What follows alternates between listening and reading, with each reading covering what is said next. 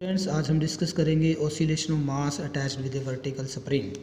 तो क्या कंसीडर करना है? सबसे पहले consider a vertical spring of negligible mass m and length l। ये एक स्प्रिंग कंसीडर करेंगे जिसका मास जो हम नेग्लिजिबल मान के चलते हैं और इसकी लेंथ हम कंसीडर करते हैं l। फिर हम क्या करेंगे, यहाँ पर हमने इसको ऊपर से जो है हैंग कर दिया P पॉइंट से और रिजिड सपोर्ट ऊपर दी हुई है। तो अगर हम इस स्प्रिंग के साथ एक मास अटैच कर दें m, तो इसकी जो वेट लगेगा, इसका वेट लगेगा, इस ऑब्जेक्ट का ब्लॉक का वेट लगेगा कहाँ? नीचे की तरफ। इस वेट की वजह से इसकी लेंथ में कुछ चेंज आ जाएगा, यानी कि लेंथ इसकी इंक्रीज हो जाएगी अब L।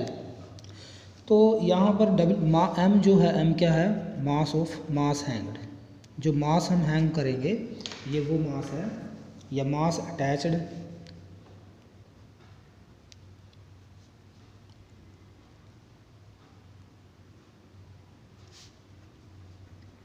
to the free end of the vertical spring। Vertical spring जो हमने कंसीडर किया हुआ है, इसके साथ हमने एक मास अटैच कर दिया m। तो हमारा जो mg जो आएगा, ये क्या लगेगा? वेट लगेगा, wait.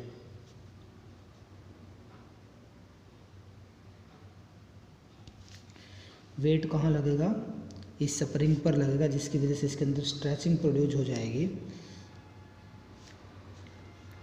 Wait in downward direction.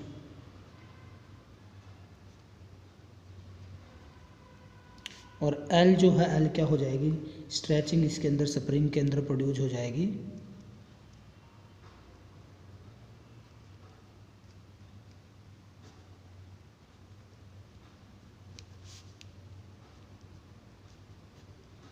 Spring के अंदर जो है क्या प्रोड्यूस हो जाएगी? स्ट्रेचिंग प्रोड्यूस हो जाएगी। तो हमें पता है जब हम इसके ऊपर कोई भी फोर्स यहाँ पर वेट यानी कि हैंग करेंगे, तो एक फोर्स जो है रिस्टोरिंग फोर्स जिसको बोलते हैं, ठीक, अकॉर्डिंग टू हुक्स लॉ एक रिस्टोरिंग फोर्स जो है इसके अंदर जनरेट हो जाएगा हुक्स लॉ के अकॉर्डिंग। ये जो F जो है, F क्या है? यहाँ पर रिस्टोरिंग फोर्स है, रिस्टोरिंग फोर्स, ठीक है। तो किसके अकॉर्डिंग है? According to Hooke's law. Hooke's law के अकॉर्डिंग जो है यहाँ पर क्या हो जाएगा? स्प्रिंग के अंदर एक रिस्टोरिंग फोर्स हो जाएगा। और हमें पता है ये जो रिस्टोरिंग फोर्स आता है, this is equal to -k into L। तो मीनिंग रिस्टोरिंग फोर्स जो जनरेट होता है, एक तरह से रिस्टोरिंग फोर्स हमारा जो होता है F, ये नेगेटिव ऑफ द जो हमारा डिस्प्लेसमेंट होता है, यहाँ पर डिस्प्लेसमेंट यानी कि लेंथ में जो चेंज आया वो L है। तो L हमारा यहाँ पर डिस्प्लेसमेंट है, इसके क्या आता है? Directly positional. और डायरेक्टली को हटाकर हम कांस्टेंट लगाते हैं K, जिसको हम फोर्स कांस्टेंट बोलते हैं यहाँ पर। तो K जो है यहाँ पर कांस्टेंट है या स्प्रिंग कांस्टेंट बोलते हैं इसको, K is spring constant. K हमारा है स्प्रिंग कांस्टेंट। तो अब हमें जो है, अगर मैं ये कंसीडर करूँ यहाँ पर वेट जो हमारा नीचे की तरफ लगा हुआ, रिस्टोरिंग फोर्स हमारा ऊपर की तरफ है, तो F जो आएगा this is equal to minus of m into g, क्योंकि F की डायरेक्शन जो है रिस्टोरिंग वेट के बिल्कुल क्या है? अपोजिट है। तो यहाँ पर अगर F की वैल्यू पुट कर दे -k into L, then this is equal to minus of mg, यानी कि KL जो है this is equal to m into g के इक्वल आएगा। KL का जो मैग्नीट्यूड होगा this is equal to m into g, यानी कि वेट के इक्वल आएगा। बट अगर अब हम क्या करें, नेक्स्ट स्टेप में हम क्या करें, इस स्प्रिंग को थोड़ा सा देखो, ये इसकी इक्विलिब्रियम पोजीशन आ जाएगी। यहाँ पर ये क्या आ जाएगी? इसकी इक्विलिब्रियम पोजीशन। ये जो है इसकी इक्विलिब्रियम पोजीशन है, मैं इसको O नाम दे देता हूँ, इक्विलिब्रियम पोजीशन।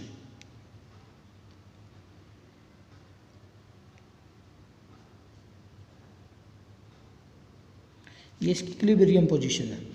बट अगर मैं यहाँ पर इसी स्प्रिंग को, सेम स्प्रिंग मैंने कंसीडर किया हुआ है, इस स्प्रिंग को थोड़ा सा नीचे की तरफ जो है इसके ऊपर फोर्स लगाता हूँ एक, ठीक है। इसके ऊपर हम फोर्स लगा के इसको क्या करते हैं? थोड़ा सा नीचे की तरफ क्या कर लेते हैं? पुल कर लेते हैं। यानी कि अगर इसको हम नीचे पुल करेंगे, थोड़ी और इसमें लेंथ में चेंज आएगा। मान लो ये लेंथ में जो चेंज आया, अब ये कितना चेंज आया? x, और पहले जो चेंज था ये कितना था? L। तो टोटल जो लेंथ में चेंज आया इसकी, यानी कि स्ट्रेचिंग जो टोटल प्रोड्यूस हुई है वो कितनी हो गई? L प्लस x हो गई है।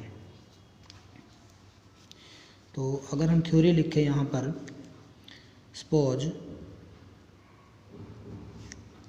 The suspended mass is further pulled downward. यानी कि इसको अगर हम नीचे की तरफ पुल करते हैं फर्दर तो क्या होगा,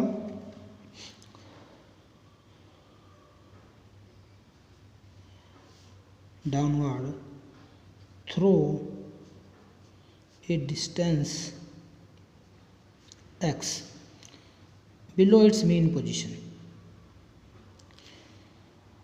बिलो इट्स इक्विलिब्रियम पोजीशन कह सकते हैं, इट्स इक्विलिब्रियम पोजीशन से नीचे की तरफ पुश करते हैं तो जो रिस्टोरिंग फोर्स आएगा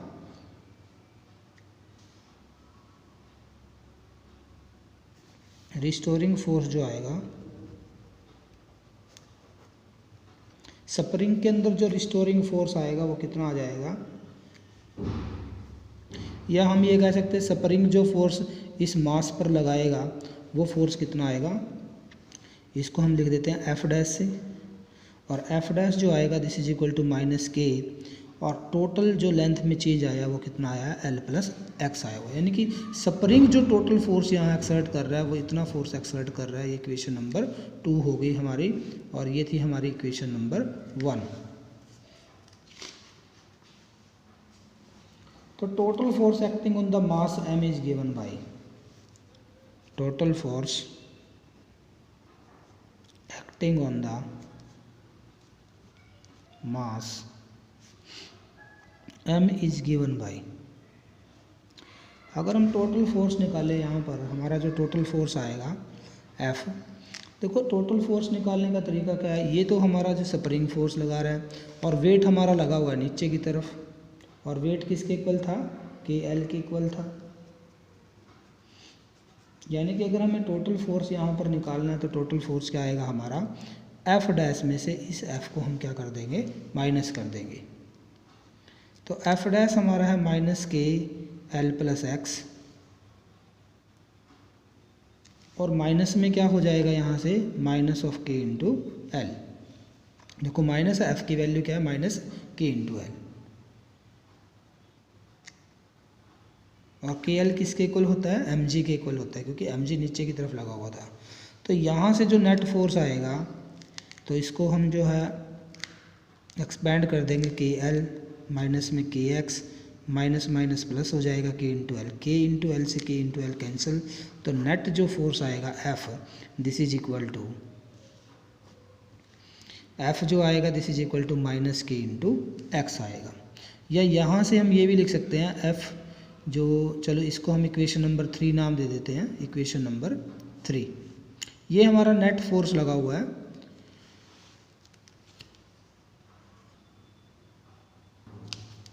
तो नेट डाउनवर्ड पुलिंग फोर्स जो आएगा, when the downward pulling force is removed, when the downward pulling force is removed, अगर हम डाउनवर्ड फोर्स को रिमूव कर दें यहाँ से तो क्या होगा, रिमूव करने के बाद डाउनवर्ड फोर्स को रिमूव करने से क्या होगा, जो हमारा मास है वो ऑसिलेट करना शुरू कर देगा इक्विलिब्रियम पोजीशन के, अप एंड डाउन जो है उसका मोशन होगा, यानी कि ऑसिलेटरी मोशन जो है उसके अंदर प्रोड्यूस हो जाएगा। The body of mass m, जिसका मास कितना है, m मास है, begins to oscillate up and down, up and down, ऊपर और नीचे जो है ये क्या करनी शुरू कर देगी, ऑसिलेट करना शुरू कर देगा। और हम ये सपोज करें according to Newton second law,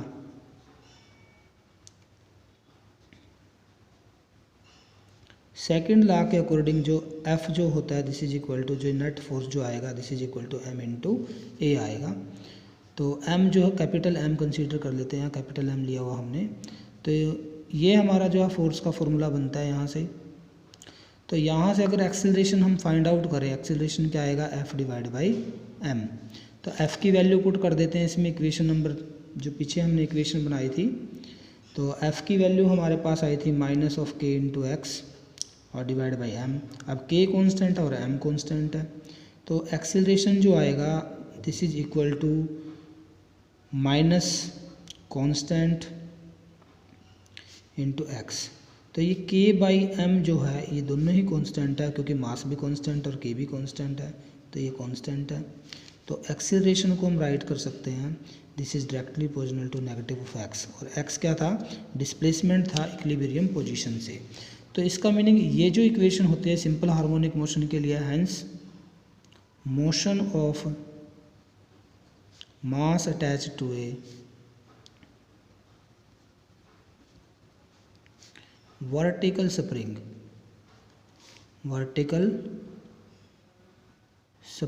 is simple harmonic motion. हो गया प्रूव। तो ये हमें प्रूव करना था, सिंपल हार्मोनिक मोशन होगा इसका। अब नेक्स्ट जो है अगर हम यहाँ से करते हैं, हमें टाइम निकालना है, टाइम पीरियड। तो टाइम पीरियड क्या आएगा,